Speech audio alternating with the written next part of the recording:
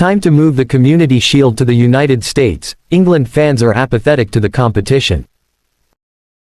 But American fans would love to see their team lift the trophy. The success of the Premier League Club's Summer Tour of America demonstrates how popular competitive play has become in the U.S. A sold-out crowd of over 82,000 fans gathered hours before kick-off. Lights a flare and sings the same song as in England. Fans travel across the country and pay at least $100 for a ticket.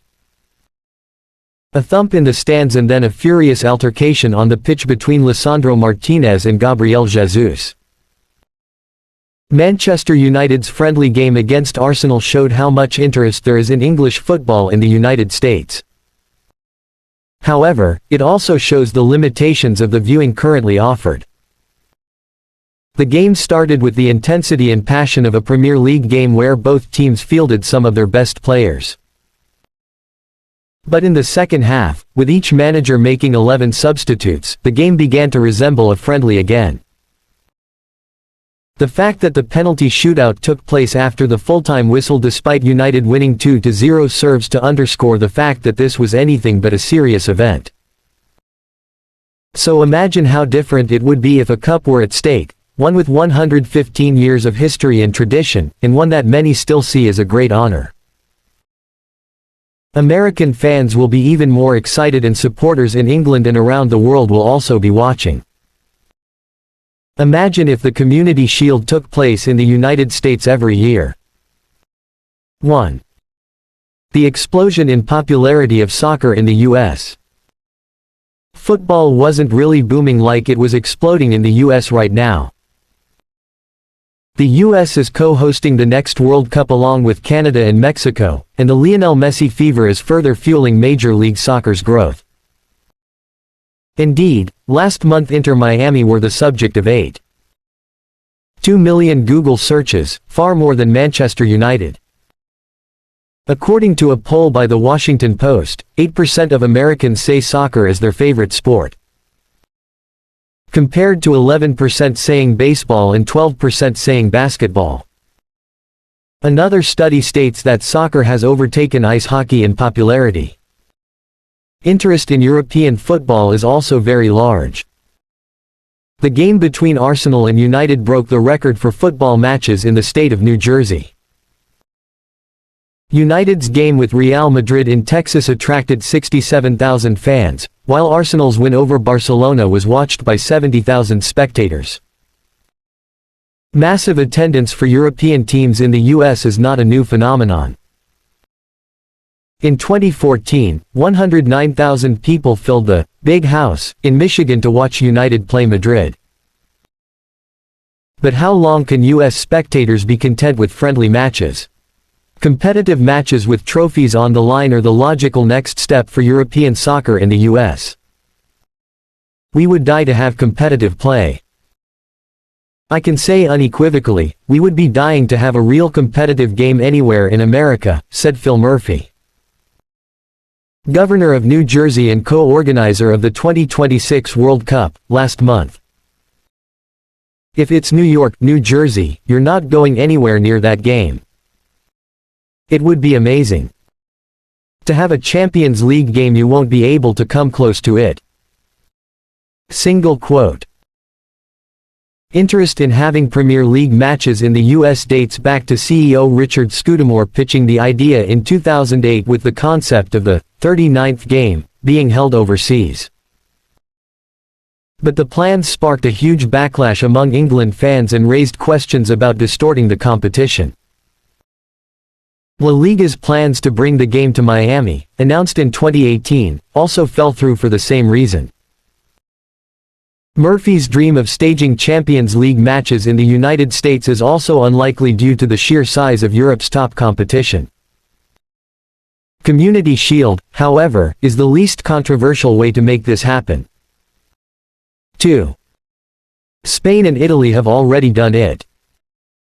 Spain and Italy have competed in equivalent competitions abroad. Italy was the first to do so, playing the Supercoppa Italiana in Washington, D.C. since 1993. The competition has been held in Libya, New Jersey, China, Qatar and Saudi Arabia. And earlier this year the Italian Football Association reached a deal worth around €23 million £20 million per $24 million per season to host an expanded Supercoppa in Saudi Arabia until 2028. The Spanish Football Federation, driven by Gerard Piqué, struck its own deal to host the revamped tournament in Saudi Arabia from 2020, and is reportedly earning €40 million £34 million per $44 million a year. Although the move sparked criticism from the likes of Athletic Bilbao, Atletico Madrid and Valencia. The refreshed tournaments have been a resounding success on both a commercial and entertainment level. And the team still takes it very seriously. Barcelona sacked coach Ernesto Valverde days after his side were knocked out by Atletico in the 2020 semi-finals. The last two finals, between Real and Barca, have been thrilling matches watched by sold-out crowds. 3. No political controversy, unlike with the Saudis. However, both federations have faced criticism for their deals because of Saudi Arabia's repressive record on human rights and homosexuality. And remember the outrage that followed Jordan Henderson's move to Saudi Pro League club Al Ettifaq. The English Football Association (FA) is unlikely to follow and send the Community Shield to the Gulf countries. However, there would be no political risk in bringing competition to the US. And even if the financial rewards are not as great as cutting deals with the Saudis, the FA could still get a significant windfall from the move. Currently the game only generates ticket sales and programming for the FA, which is redistributed to community initiatives and charities. And there's no reason why the competition can't be a force for good when played overseas. Indeed, charities will receive much larger sums of money. 3. Decreased attendance and decreased interest. If matches involving European teams being played in America this summer are anything to go by, there will be a huge demand for Community Shield tickets in America. And it will be a huge boost for a competition that has suffered from a lack of interest for some time. Sunday's game between Manchester City and Arsenal has sold out. But many City season ticket holders will be absent after fan groups decided to boycott the game after criticizing the kickoff time. Meaning many supporters from Manchester will find it difficult to get home afterwards. This year's edition is set to be the most attended Community Shield since Arsenal faced Chelsea in 2017. Since then, until this year, the match has not sold out. Just 45,000 people turned out for the 2021 clash between City and Leicester. Whereas last year games were played at the King Power Stadium, which seats just 32,000. Because Wembley is used for the final of the Women's European Championship. It says a lot about the competition's decline in popularity that bigger venues like Old Trafford or the Principality Stadium were not chosen instead. 4. The big clubs already support the idea. While the FA expects some criticism from England supporters for sending the Community Shield overseas, many clubs will support it. Rebranding the competition and sending it overseas is one of the options raised in the Premier League's New Deal for Football plans, which was discussed last year and includes the post-2024 football calendar. According to a report in The Times, several big clubs believe the Community Shield could hinder their preparations for the upcoming season as well as disrupt their money-making tour. With so many clubs touring the US over the summer, it would make perfect sense to complete the Community Shield. And playing the game in the United States is certainly better than some of the other ideas mentioned in the New Deal for Football, including the All-Star Game. Something that has been proposed by co-owner Todd Boehly.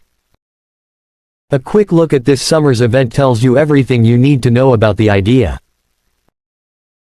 When Arsenal played against the MLS All-Star 11 in July, the Gunners went 5-0 and only 20,000 people turned up. Now contrast with Arsenal's game against United, which was very competitive, at least until the second half, and was watched by 82,000 people. Arsenal have great support in the United States, and so does City, whose own franchise New York City plays in MLS. If Sunday's Community Shield were played at the MetLife Stadium, it would surely be a sellout and a huge event for local fans. It is surely only a matter of time before the FA decides to take the next step. And bringing a historic but fading competition to America to give it the reboot it needed.